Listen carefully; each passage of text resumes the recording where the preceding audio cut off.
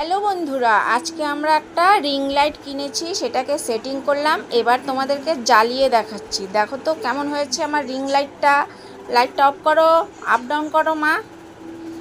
তো দেখো, এই যে দেখো, আবার চালাও।